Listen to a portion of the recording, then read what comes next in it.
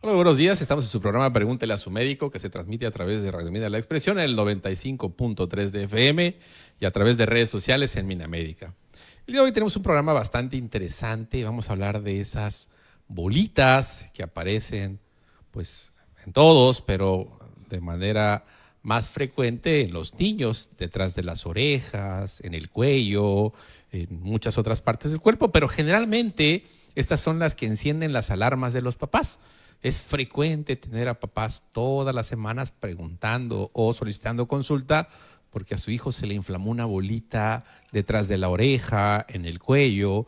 Bueno, pues si a usted le interesa este tema acerca de los ganglios inflamados, pues está con nosotros un especialista en el tema para que nos hable acerca de todo lo que usted debe saber sobre las adenomegalias.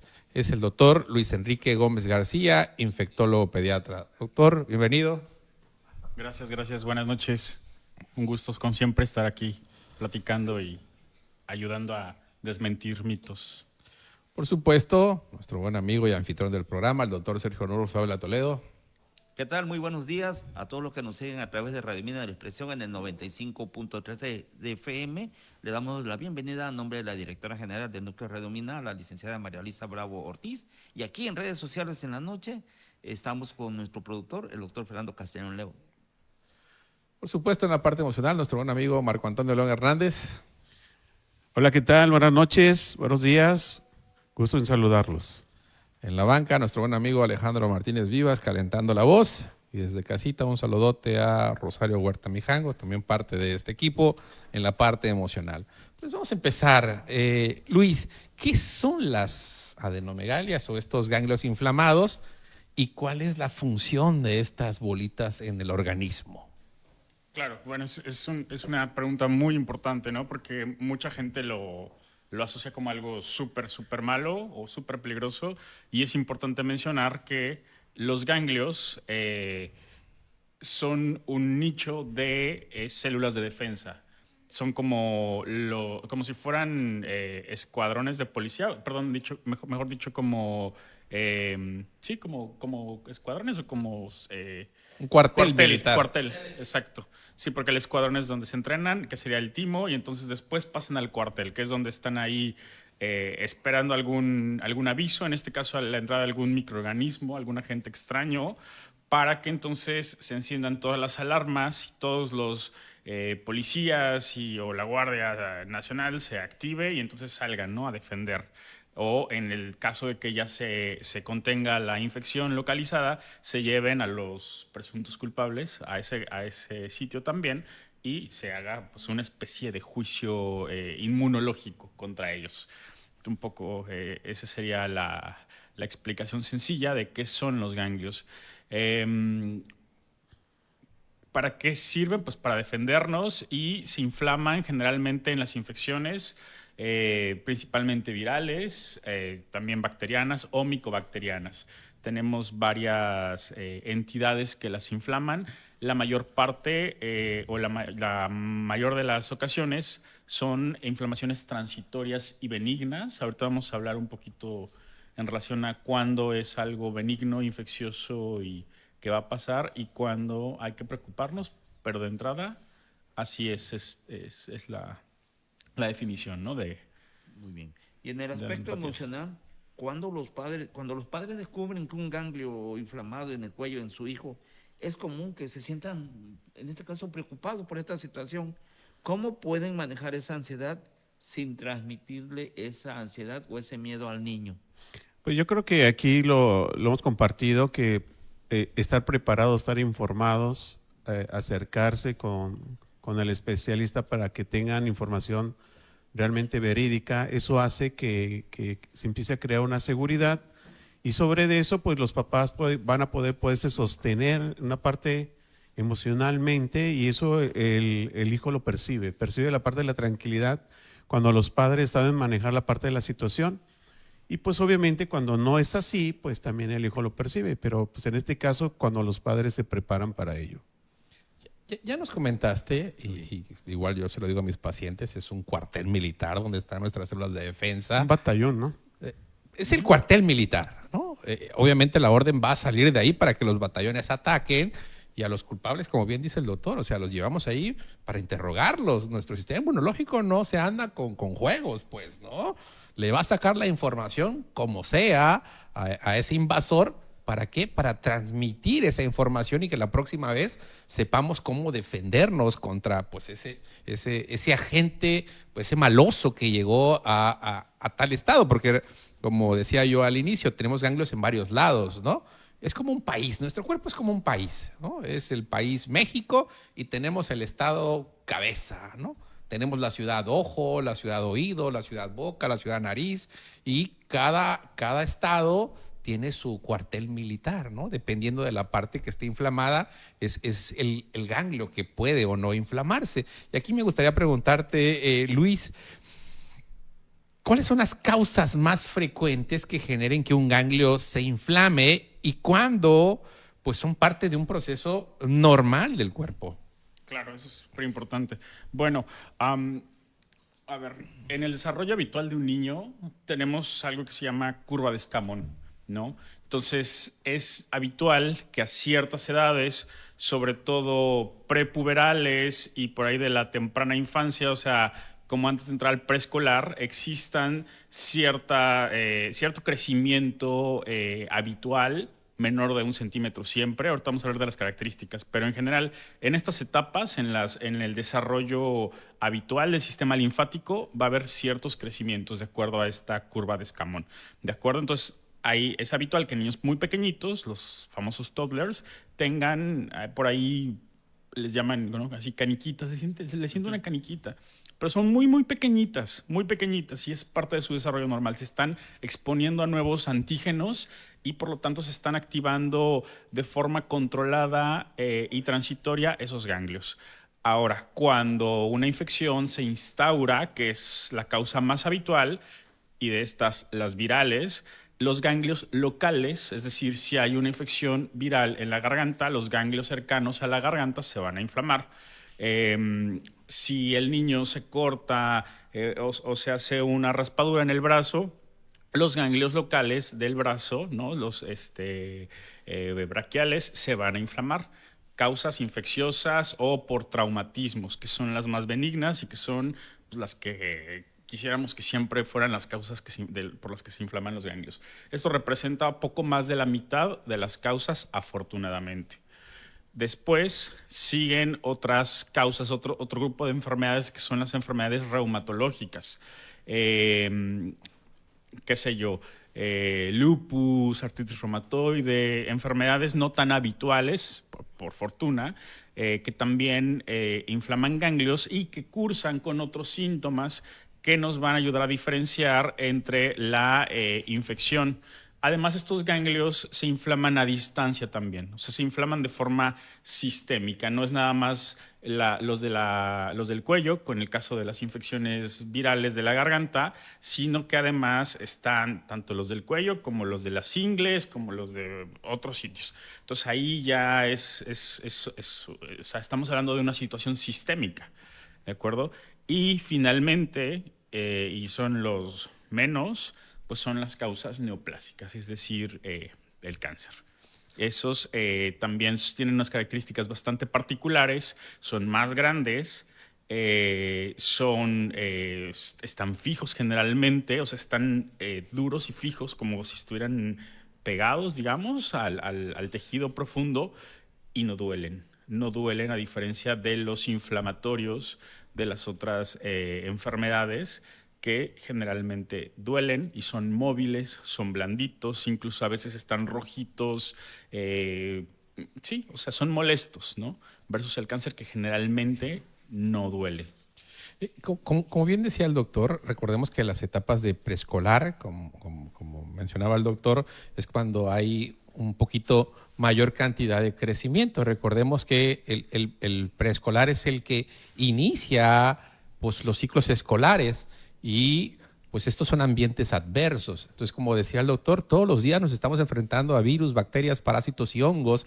Y justo en este periodo es cuando se concentran los niños ya en espacios escolares y pues se van a enfermar de manera recurrente. La estadística dice que hasta 14 episodios de enfermedad tendrán al año los niños que ingresan por primera vez al kinder, por ejemplo, ¿no? Entonces, por eso es más frecuente que a este grupo de edad pues aparezcan estos ganglios, ¿no? Que obviamente las características benignas y malignas, pues las acaba de mencionar, pero las vamos a especificar un poquito más adelante. Adelante, doctor.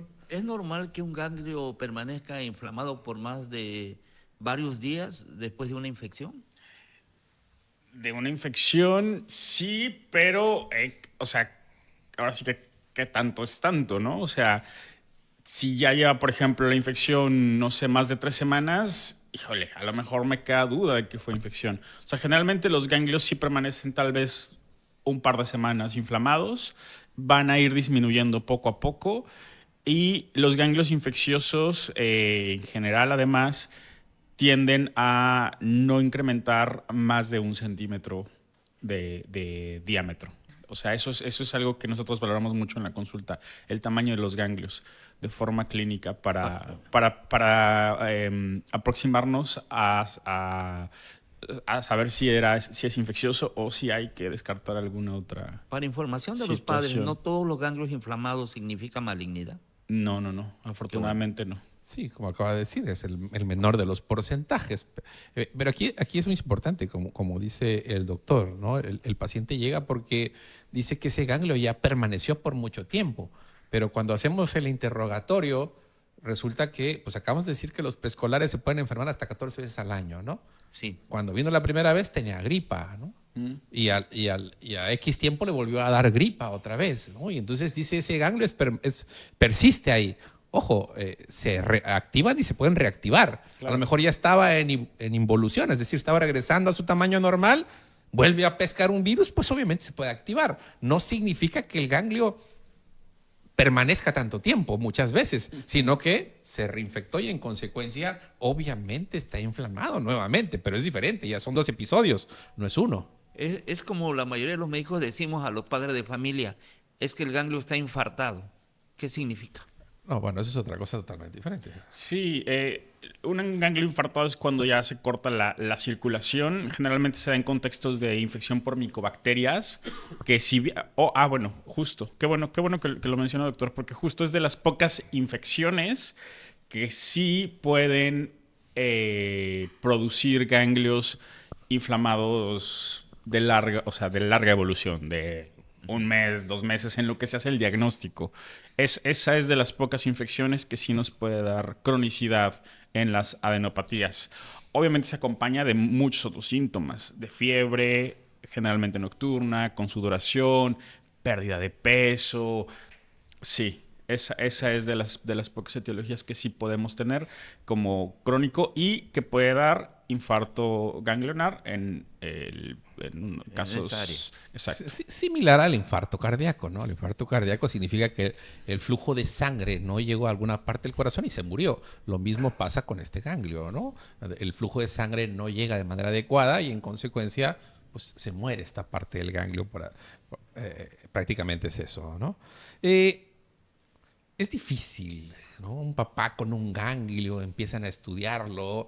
Ganglio parece que en el intelecto general es sinónimo de cáncer, ¿no? Eso es un sinónimo. La mayoría de papás vienen porque le está creciendo una bola y justo, o sea, cuando nosotros exploramos, sí tiene una tumoración, ¿no? Una tumoración es una bola. No necesariamente significa que sea malo, ¿no?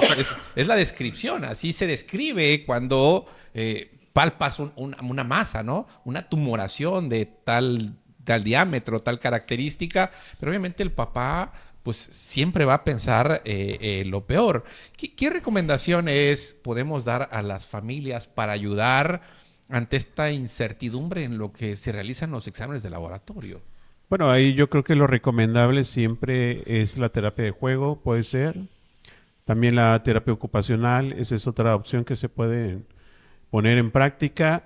Recordemos que muchas veces esto se llevó a cabo, por ejemplo, en la pandemia, ¿no? Cuando en la pandemia no podíamos salir, estábamos en lugares confinados y el estrés aumentaba.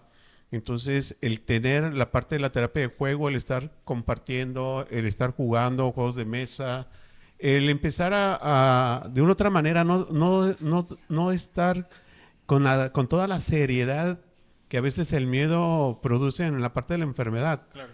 Una vez tú compartiste algo precisamente en tu proceso que tú tuviste, es como tu actitud, cómo te ayudó mucho a enfrentar esa situación. Entonces eso es fundamental cuando los padres están realmente en atención a su hijo, pues obviamente empiezan a buscar y van a encontrar siempre las opciones precisamente para que el estrés no impacte de manera negativa al sistema inmune, porque parte de eso también es que hay la parte de no sana, de cuando las personas no sabemos cómo compartir, cómo el estrés se dispara y cómo esto pega directamente al sistema inmune. Y cuando hay este tipo de enfermedades, pues también abona mucho, ¿no? Dependiendo cómo se maneje para si vas a buen puerto o no. Entonces, esas podrían ser una de las opciones. Hay algo muy importante y qué bueno que están pendientes muchos padres de familia a este programa y ojalá y presten atención a la siguiente pregunta. ¿Qué características de un ganglio inflamado debe considerarse señales de alerta para acudir de inmediato con su médico? ¿Cuándo voy a acudir? Ok. Bueno, lo primero o lo más, digamos, fácil para identificar para un padre va a ser el tamaño, definitivamente. O sea, una bola que se vea así, o sea, realmente notable, que incluso sobresalga, ¿no? Como una canica. Más, pero una bombocha, o sea, una de las... Sí. Un chibolón le decimos aquí. Sí. Bocha ya es un pueblo. Aquí es chibolón. Sí, o sea, de 1 centímetro o más. Una de un centímetro o más amerita un estudio, un ganglio. Más de 1.5 hay que biopsiarlo. Eso es importante en cuanto al tamaño. ¿Qué es biopsiarlo? Biopsiar es tomar una muestra de ese ganglio a través de una incisión, a través de una cortada en donde esté. Generalmente son en el cuello, pero pues pueden ser supraclaviculares, inguinales. Maxilares. Exacto. Entonces, donde esté el ganglio se hace una pequeña cortadita y se toma un pedacito de ganglio o se extirpa todo el ganglio dependiendo de qué se sospeche y se manda a estudiar al microscopio. Perdón. ¿De acuerdo? Eso... Ajá.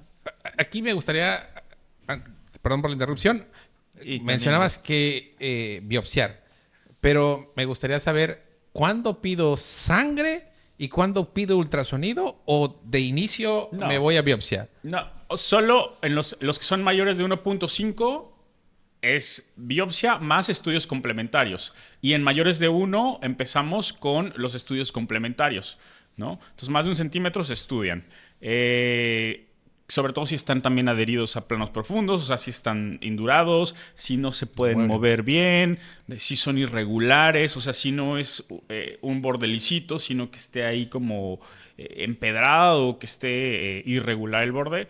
Esas son características de alarma que inmediatamente deben de hacernos consultar con un médico especialista. Para mí es un tema que reviste gran importancia porque estamos en una zona altamente contaminada y existen muchas enfermedades de la sangre.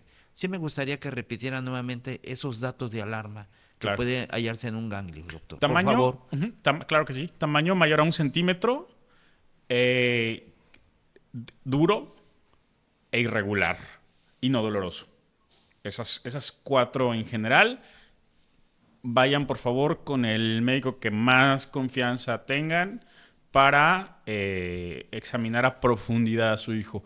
Lo más probable es que le pida ciertos estudios antes de biopsiarlo, pero ya con esas características...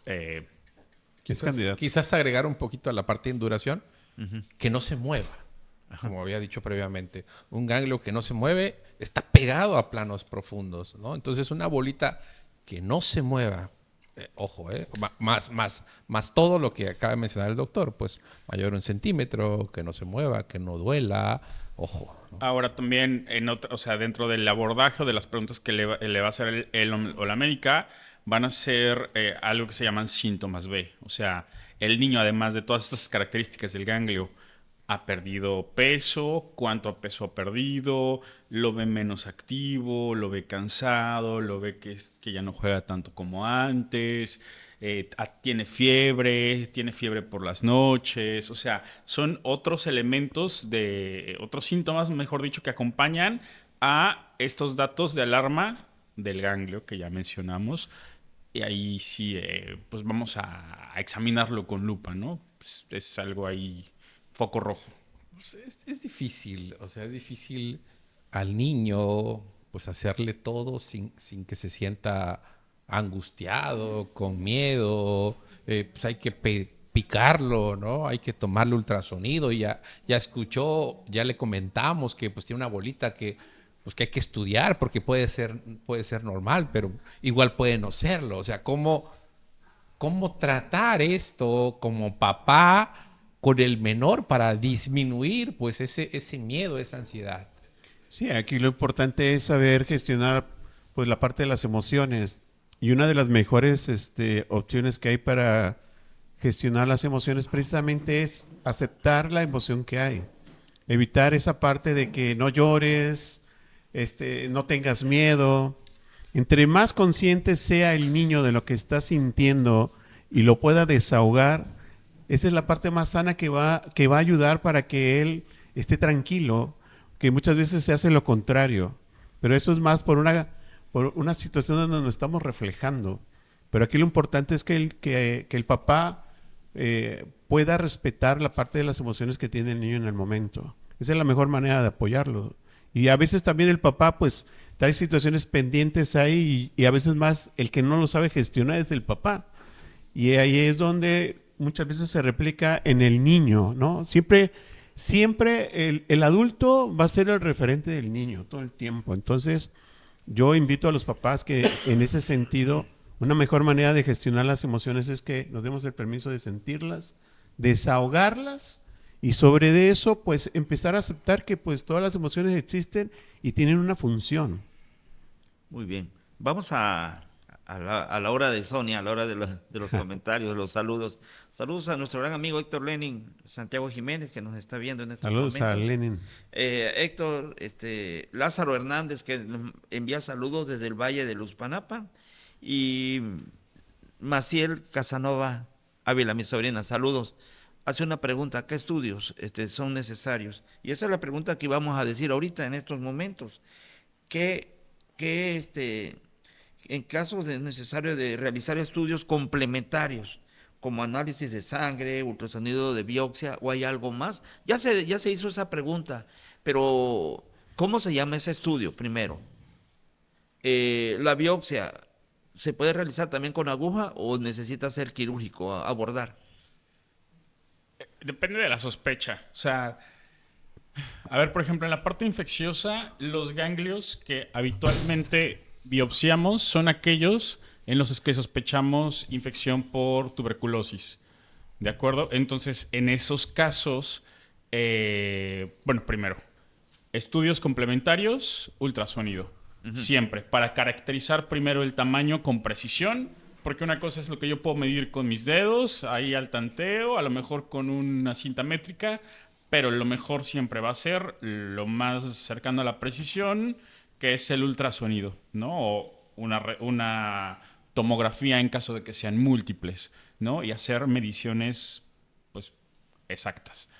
Después de ese estudio de imagen, que puede ser ultrasonido, tomografía, dependiendo de la sospecha, es necesario, pues depende de lo que estemos pensando, complementar con estudios de sangre, biometría hemática, en el caso de las patologías neoplásicas, deshidrogenasa láctica, fosfatasa alcalina, otros estudios que apoyen cierto grupo de enfermedades o cierto otro grupo de enfermedades, ¿no? En las reumatológicas, el factor reumatoide, etcétera. Entonces, ya que tengamos estudios de sangre que apunten hacia estos tres grandes grupos, ahora sí, si la sospecha es hacia algo neoplásico o infeccioso tipo micobacteriano o tipo, por ejemplo, hay otra enfermedad que se llama bartonelosis, ¿no? Que le llaman enfermedad por arañazo de gato, donde también se tiene que hacer un estudio microbiológico que se llama PCR.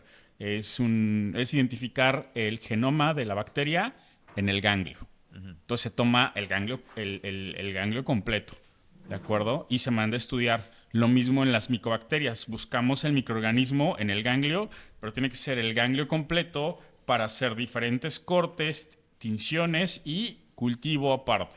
O sea, son varios procesos los que se le hace al ganglio. En general es lo que se recomienda. Por supuesto, para las neoplasias, sin dudarlo.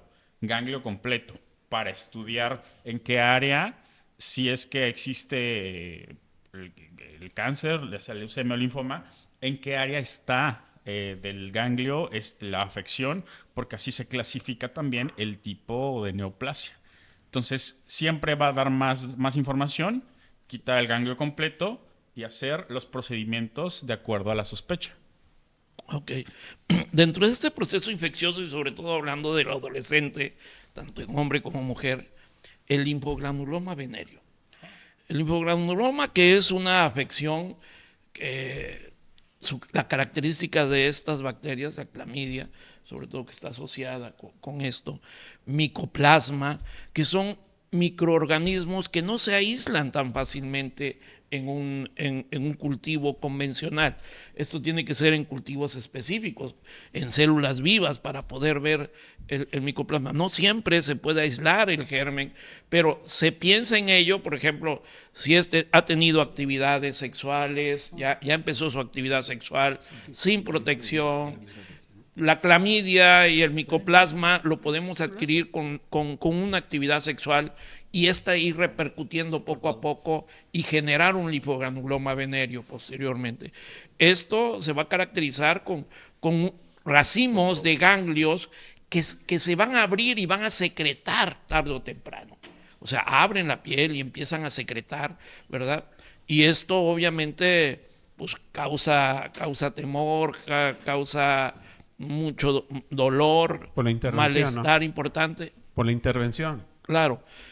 Es de suma importancia en este caso que el médico no se pierda en estos antecedentes, ¿no? En un paciente joven que ya inició su vida sexual, porque puede también estar cursando con un proceso infeccioso venéreo desde un inicio, sin una sintomatología real a nivel genital, simple y sencillamente expresándose en los ganglios, ¿no? Aquí una pregunta que aquí quedó pendiente es que si en caso de que se necesite una biopsia, que si hay que dormir al niño. Me imagino que hablan de la parte de la anestesia, ¿no? Sí. Son locales. Sí, o sea, a ver, depende. Si es un niño muy pequeñito que se va a mover y tal, pues es una sedación superficial, es muy leve, ¿no? Para que el niño se deje. Si es un niño ya más grande que sigue instrucciones y que si se le explica puede quedarse quieto en el procedimiento, puede hacerse con anestesia local. Pero siempre, obviamente, priorizando pues que no sea molesto. No en todos los casos necesita sedación o dormirlo como preguntan. Pero bueno, sí, es buscando el menor daño posible psicológico. Obviamente acabas de mencionar que la mayoría de las veces son infecciosas, ¿no? Los crecimientos de los ganglios linfáticos. ¿Cuándo está indicado un antibiótico? Porque pues, la población sigue pensando que infección es sinónimo de bacterias, ¿no? Y si un ganglio está inflamado es por una bacteria, entonces hay que poner un antibiótico. Y si es inyectado es mejor, ¿no? Y si en la farmacia me dan ceftriaxona, pues es mucho mejor todavía, porque me urge que ese ganglio se haga más chiquito. ¿Cuándo? Claro. Bueno, es como, no sé si lo mencionamos al principio, pero las mayoría son infecciosas y de estas la mayoría son virales. Infecciosas, virales. ¿De acuerdo? Muchas son de vía aérea respiratoria superior, el cuello, abajito de la mandíbula, ¿no? Entonces, en general, la mayoría no van a requerir antibiótico. El antibiótico se da siempre y cuando tengamos datos que apoyen que es algo bacteriano o micobacteriano. Y en el caso particular de las micobacterias se da hasta que tengamos la confirmación microbiológica, hasta que tengamos la foto del bicho ahí en el ganglio o una prueba que apoye su presencia. Una prueba en sangre, qué sé yo. O sea, algo que diga sí es tuberculosis. Pero la gran mayoría, me atrevo a decir que el 85%, 90% no van a requerir antibiótico. Los ganglios al final del día son esta respuesta del sistema inmune a la infección para contenerla, y así cuando se vaya esa infección, como es el caso de virus Epstein-Barr, ¿no? Por ejemplo, dando mononucleosis, como es el caso de la mayoría de las faringitis virales, como es el caso de la mayoría de los virus respiratorios, se va a ir en máximo 2 semanas. Esos ganglios van a regresar a su tamaño normal, tal vez en menos tiempo, y ahí va a quedar. Y hay una de las afecciones virales en los niños que siempre lo primero que buscamos son ganglios, ¿no? La rubiola. ¿No? La rubiola, ¿no? Bueno, afortunadamente ya no hay. Sí, Ya es supuestamente rarísimo, ya no hay. ¿no? Ya es poco probable, ¿no? Pero creo que capítulo aparte, y me gustaría que lo platicaras un poquito, Epstein-Barr y quizás citomegalovirus con la presentación de ganglios, porque creo que son más escandalosos, Sí. y esto genera mucha alteración con los papás. Y por ejemplo, Epstein, que pues obviamente a veces prolonga demasiado la desaparición de ganglios. ¿Cuándo yo puedo tener la certeza de decir podemos esperar, y cuándo, saben qué, ya no es normal? Sí me gustaría que estas dos patologías las ahondaras un poquito más, porque creo que las características merecen un poquito más de atención, ¿no? Claro. Bueno, primero, mencionar que el grupo de edad que se va a ver afectado en nuestro contexto latinoamericano siempre son niños pequeños, o sea, menores de 3 años. A los 2 años, el 95% de Latinoamérica somos seropositivos para CMV, para citomegalovirus y para Epstein-Barr, a diferencia de, no sé, Estados Unidos, otros países en Europa, donde sí encontramos la famosa enfermedad del beso. ¿De acuerdo? En adolescentes. Aquí no. Aquí tenemos contacto más cercano desde temprana edad. Entonces, a los 2, 3 años ya todos nos expusimos a esos virus. Entonces, en este grupo de 3 años o menos vamos a tener una infección que se llama mononucleosis, ¿de acuerdo? Que es una faringitis, o sea, una infección de la garganta espantosa que dura bastante tiempo, puede durar hasta 4 semanas, con fiebre, con malestar, o sea, dolor para deglutir, los ganglios súper inflamados, de características inflamatorias, es decir, dolorosos, móviles, blandos, a veces, sí, o sea, características que son el lado opuesto de lo que ya dijimos hace rato, que es maligno. Lo maligno. Entonces, aquí es importante mencionar que estos ganglios sí son muy aparatosos, se activan mucho y en cantidad, ¿de acuerdo? Pero las características que menciono nos dan como esa tranquilidad.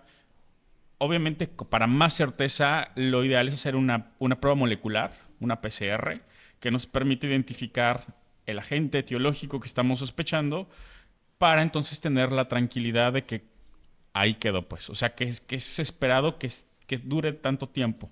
Insisto, puede durar hasta un mes, ¿no? Sobre todo en Epstein-Barr. Tanto la fiebre, que tiene que ir decreciendo, o sea, de tener picos de 38.5, 38.6 cada 6 horas, a la segunda, tercera semana, pues ya deben de ir disminuyendo en intensidad y en frecuencia.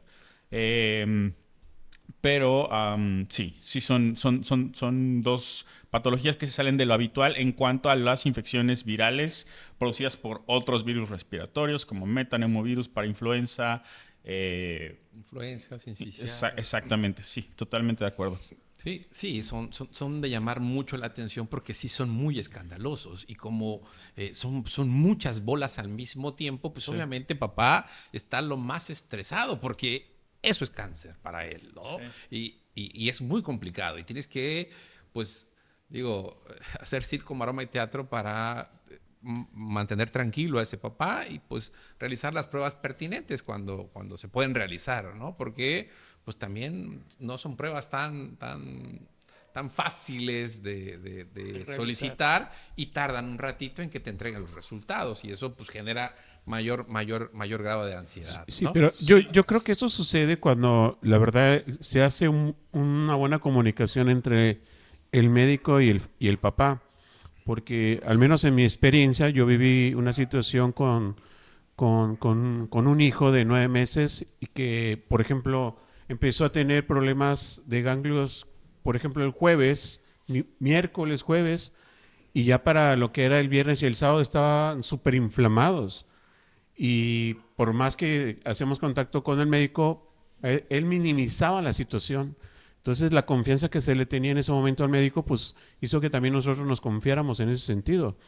Y sucede que pues el domingo, pues mi hijo falleció y nunca se supo por qué.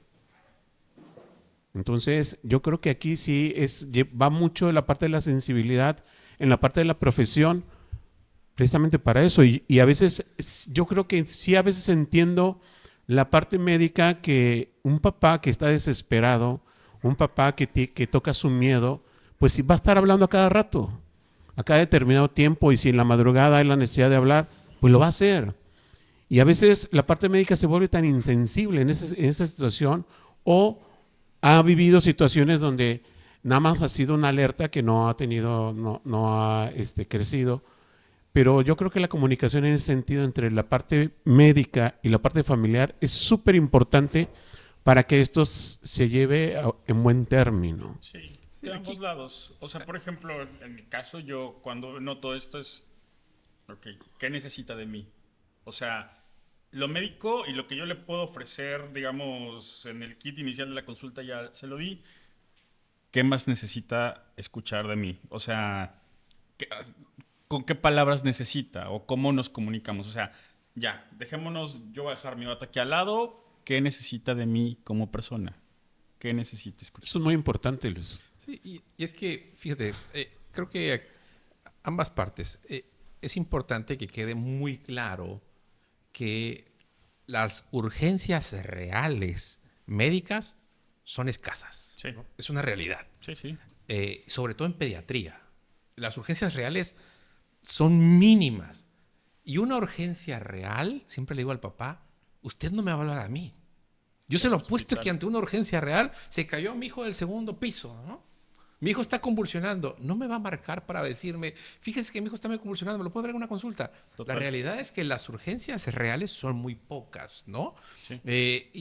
Pero es muy importante hacerle saber a papá que es una urgencia real y que es una urgencia sentida. Porque para la mayoría de papás es urgente que su hijo tiene fiebre, es urgente que su hijo tiene tos, ¿no? Cuando la urgencia sería, mi hijo no puede respirar, mi hijo está morado, ¿sí? El corazón de mi hijo no baja de los latidos y está en una velocidad impresionante. Entonces, realmente son muy pocas las urgencias reales y sentidas.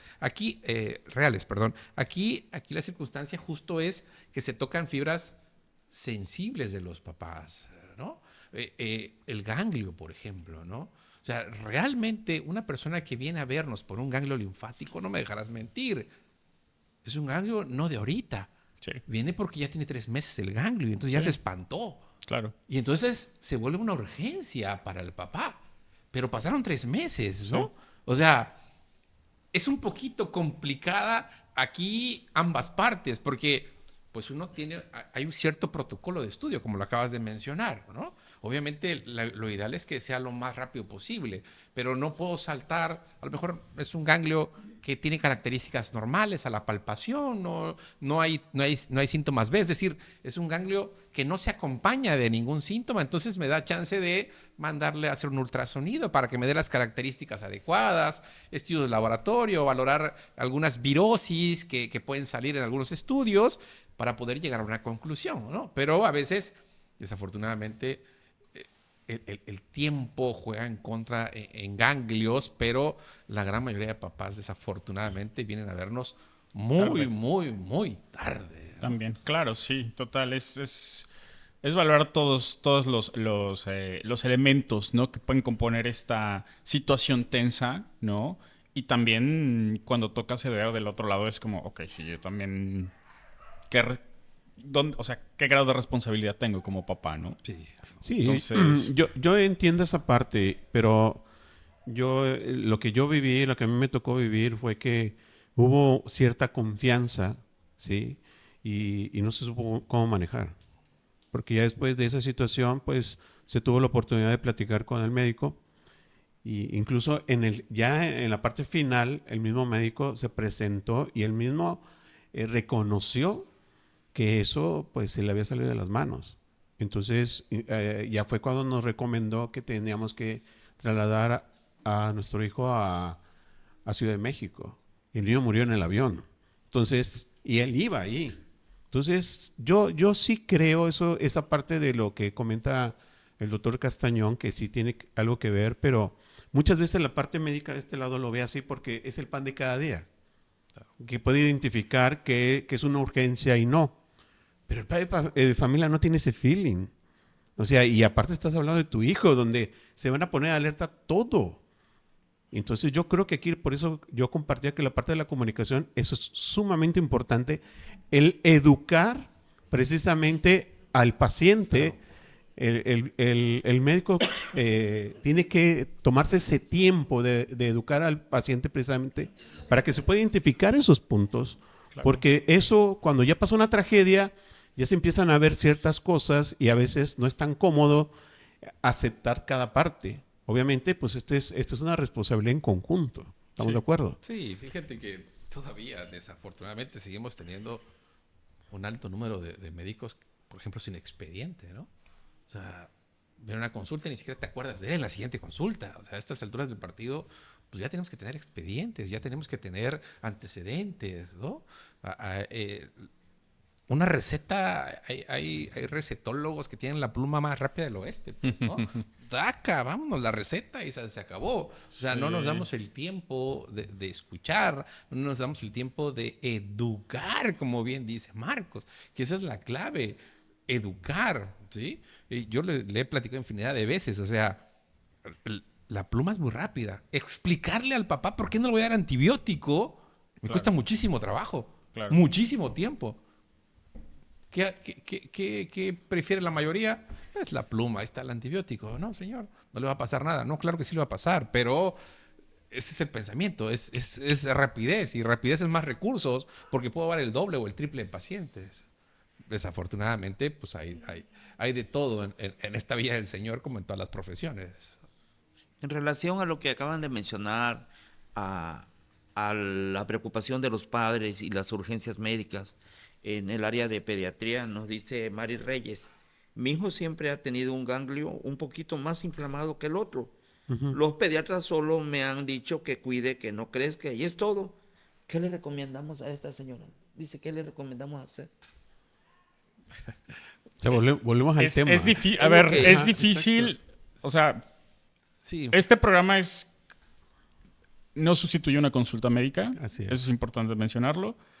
2, con tan poca información, le recomiendo que consulte a un médico diferente, porque no le puedo decir más. O sea, hay que ver, insisto, características, claro. Tamaño, color, síntomas asociados, si tiene, o sea, no sé, si es un ganglio en el cuello o en la ingle es totalmente distinto.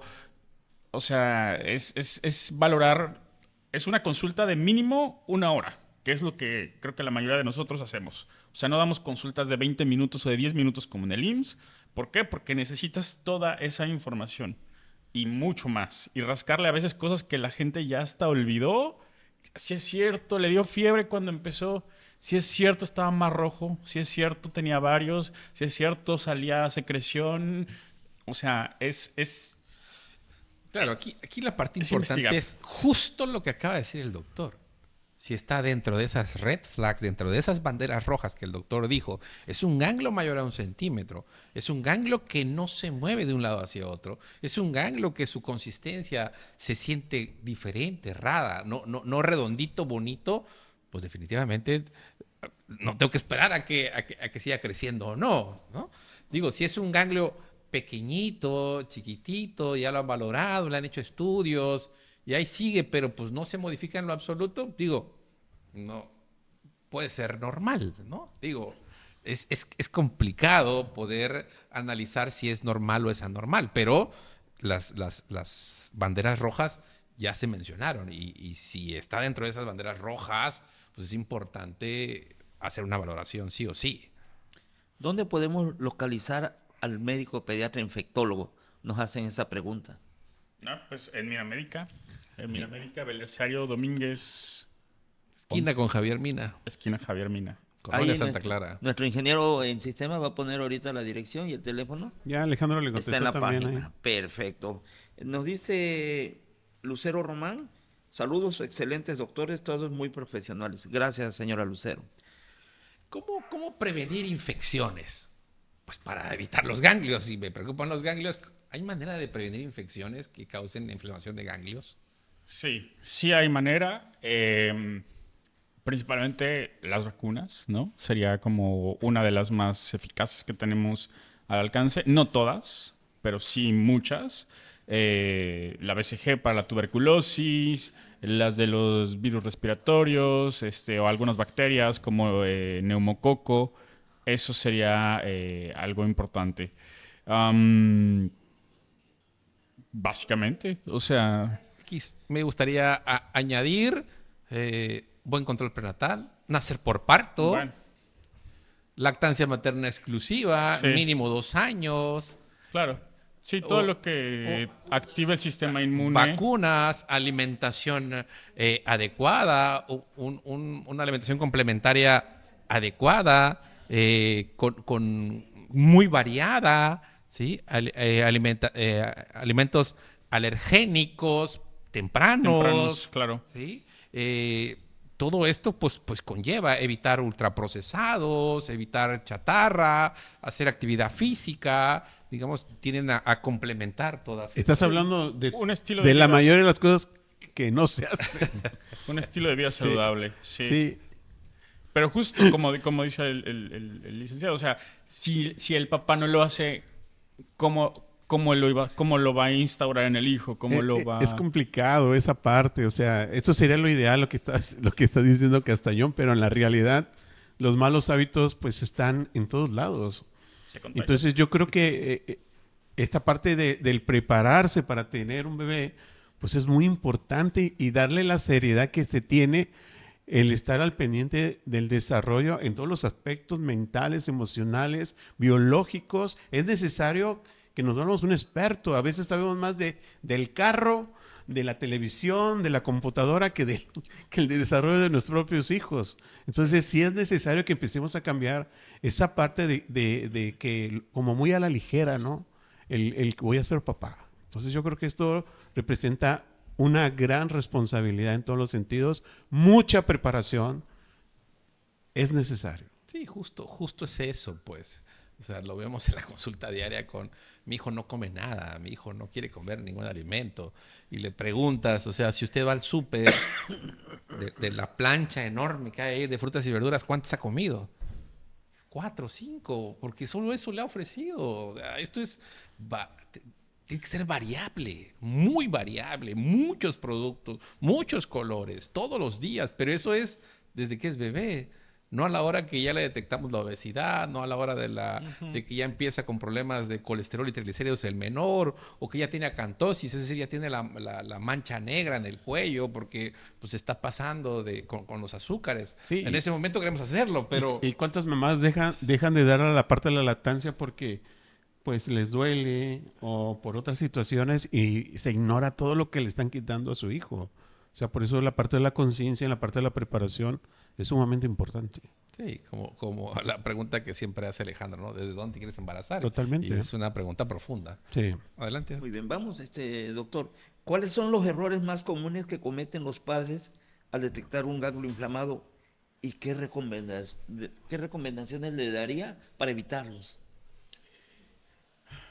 Yo creo que el tomar postura en los dos extremos, tanto en el minimizarlo y dejarlo evolucionar, como en el alarmarse a la primera y sobre todo picar en varios sitios. Y no es por otra cosa, sino porque cuando tú consultas con un médico, por lo menos yo cuando lo hago, que no, yo sí soy muy picky consultando con médicos, o sea, es quién eres, te investigo, qué antecedentes tienes, y cuando ya estoy seguro que tú vas a ser mi médico, voy a confiar en ti. No voy a ir con el primero de la esquina, medio dudé, y entonces con el otro voy a terminar más confundido. Entonces creo que eso es importante. O sea, investiguen bien a su médico, dónde estudió, qué antecedentes tiene, dónde ha trabajado. Y cuando lo tengan ya bien y cuando lo conozcan y digan, sí, me late, confíen y pidan explicaciones. Creo que ese es el primer error también que la gente no hace. Preguntar en la consulta. Se quedan con lo que el médico les dice. Si les toca un médico que explica, para él es importante la comunicación y tal, pues qué bueno, porque así ya me fui con las dudas resueltas. Pero si no me toca y yo no pregunto... Pues yo creo que esa parte del análisis para identificar y elegir a un médico, creo que sí nos damos cuenta cuando hay capacidad y cuando no hay capacidad. Aquí a veces son otras situaciones las que nos obligan precisamente a hacerlo. A veces es la parte económica, ¿sí? Porque a final de cuentas, si vas a buscar a una persona profesional preparada, pues los costos no van a bajar de cuánto. 700, 800. En el área pediátrica, 700 para arriba, ¿no? Y allá afuera, en que vayas a otro médico que te cobre 300, pues o sea, es dependiendo también de donde elijas, ¿no? Y yo creo que es Claro, importante, ¿no? Y que al final tampoco te garantiza que el que cobre 1,000 pesos, o sea, mejor que el que cobre 300. Claro. Digo, aquí es más lo que dice Luis. O sea, yo ya llegué con un médico.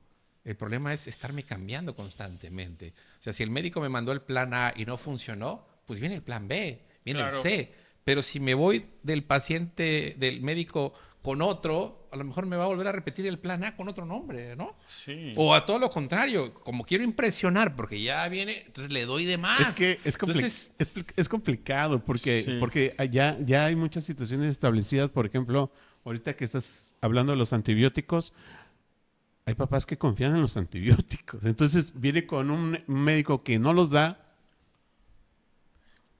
Sí. Sienten que no lo están atendiendo. Sí, Cada quien ya trae su estándar de calidad de que es un buen médico, ¿no? Así es. Nosotros como médicos también tenemos nuestro propio, porque nosotros también nos enfermamos y consultamos con otros médicos, ¿no? Entonces, yo como médico personalmente les comparto mi estándar de calidad es quién eres como profesional y qué se dice de ti como persona. Si eres mamón o no.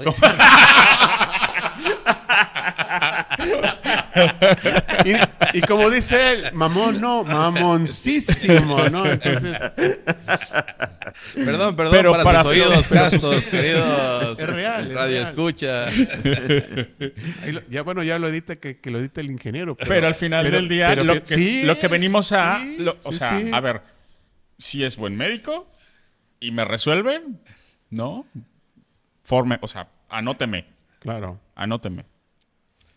Bueno, recomendación final, Luis, desde el punto de vista infectológico y pediátrico, y Marcos desde el punto de vista emocional para pues estos papás que sus hijos pues tienen por ahí algunas adenomegalias o nos están escuchando, o nos están viendo, o nos van a ver, o nos van a escuchar y caray, este es mi bebé que tiene alguna bolita por ahí. ¿Qué recomendación final darías y podrías recalcar por tercera o cuarta vez cuáles son las banderas rojas, por favor? Y Marcos desde el punto de vista emocional. Bueno, consulte a tiempo, con la cabeza fría. No se espere a tener un escenario donde la emoción gane, ¿no? O sea, un poquito como para enlazar la pregunta. No se espere a ese estrés que le va a producir el diagnóstico o el abordaje tardío. Consulte a tiempo, ¿no? O sea, más vale una pregunta a tiempo con la cabeza fría que andar corriendo como gallina descabezada en otro escenario después de que pase el tiempo. Banderas rojas, ganglios mayores de 1 centímetro, grandes, o sea, visibles, duros, irregulares, fijos, o sea, que no se puedan mover, y no dolorosos. Esos son datos de alarma que nos obligan a ir de forma inmediata a una consulta. Bueno, voy a brincarme las trancas del productor de Minamérica y de Radio Mina La Expresión. Como siempre, doctor. Sí, con su permiso. Adelante. Es que este tema es muy interesante. Veo que las mamás están muy participativas y también votando por el gran pez, si es mamón o no es mamón. Esta pregunta me gustó. Es una realidad que no podemos cambiar. Que comenten, claro que sí. Egli Fernández nos dice, muchas gracias por tan buena información. Justo hoy se le detectó un ganglio pequeño a mi hijo de 5 años, abajo de la mandíbula. No tiene fiebre, lo llevé al médico, le recetó un desinflamatorio, no tiene fiebre, solo un poco de dolor. Ok. Está en lo correcto, Muy ¿no? bien. Vigilancia. Exacto. Así es. Digo, sí, me parece bastante... Porque me imagino que ya el médico tuvo su tiempo de explicarle absolutamente todo y por eso el papá está también bastante Bueno, tranquilo. por último, gracias a Julio Mendoza Leo, a Carla Lorena, también agradecemos a Roy Aparicio y nuevamente a Carla Lorena. Gracias por reportarse con nosotros. ¿Algo más que desea agregar? Falto yo, doctor. Con su... Yo creo que ya esto es personal entre usted y yo. No, no, para nada, eres mi cuate. Como decía don Severo, eres mi cuaderno de doble raya. Saludos, por cierto. Pues a don mire, Severo. yo desde esta parte profesional, desde la parte de la psicología, yo le recomiendo que la comunicación es vital. O sea, y todas las dudas que pueda tener un papá son necesarias que las haga. Y si no las entiende, vuélvalas a repetir y que el médico, con piedritas, con lo que usted pueda entender, que con eso lo haga. Y si ese médico no tiene esa paciencia, pues puede buscar otra opción, donde el paciente sienta que sí está siendo atendido. Pero si estamos acostumbrados a quedarnos con dudas por miedo, yo creo que desde ahí tenemos que hacernos cargo también de cuál es nuestra responsabilidad. Recordemos que un bebé es sumamente importante estar atentos.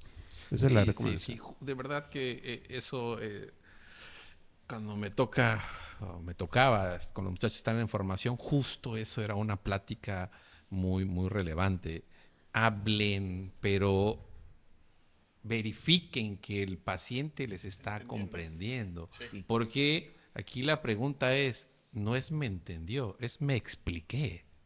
O sea, me estoy explicando. Porque probablemente yo pienso que sí. Y me ha tocado ver en casos de urgencias, por ejemplo, señora, señor, le hablamos porque su esposa está teniendo una hemorragia y le tenemos que hacer una esterectomía y le vamos a hacer una ligadura y si no, pues le vamos a hacer una esterectomía. ¿Está de acuerdo? Sí. Espérate, señor, ¿le entendió? No. ¿Por qué me dice que sí? ¿Por qué le dijo Sí, que pero, sí al doctor? pero es que ese tema es importante porque dependiendo de los términos que se ocupen, también es la reacción de la otra parte. O sea, sí lo entendió, como diciendo, se puede utilizar de varias maneras, ¿sí? Fíjate. Y como dice Castañón, Salud. sí me expliqué, eso da confianza. La otra parte se siente pues tonta, si le dice, sí lo entendió, muchas veces se percibe de esa manera.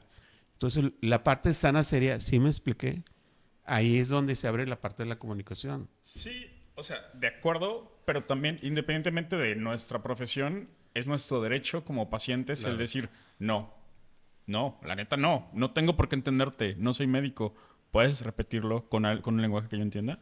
Es un Bueno, derecho. yo lo hago, es un derecho, ¿no? Claro. Yo lo hago. Pues, claro. Eso es lo que yo le comento a los compañeros. Yo creo que algunos hasta los saco de onda cuando se habla con mucho tecnicismo y precisamente para eso son estos programas. A veces lo saco de la tangente en donde están y les vuelvo a decir, ¿puede decirnos qué significa esto? Precisamente para eso se hicieron estos programas médicos, para que en un término coloquial la gente que nos ve en casita pues se entienda lo que está hablando, porque si no aburre. Y este doctor dice puras marcianidades, entonces sí, pues sí, se pierde la atención. así es. Cuando ya no hay comprensión, se pierde la atención. Así es. Nos despedimos a nombre de la licenciada María Luisa Bravo Ortiz, directora general del Núcleo Radio Mina, del doctor Fernando Castañón Leo, productor en redes sociales en Minamérica. Este es su programa Pregúntele a su médico. En esta ocasión, la verdad, un tema muy interesante que despertó mucho interés entre las madres de familia, hablar sobre este tema de ganglios inflamados. Agradecemos al doctor Luis Enrique Gómez García, pediatra infectólogo, por estar con nosotros. Les damos las gracias, doctor. Gracias. Por su participación y a usted allá en casita, muchísimas gracias. Nos vemos hasta la próxima. Sean Compartan, felices. compartan. Hasta luego.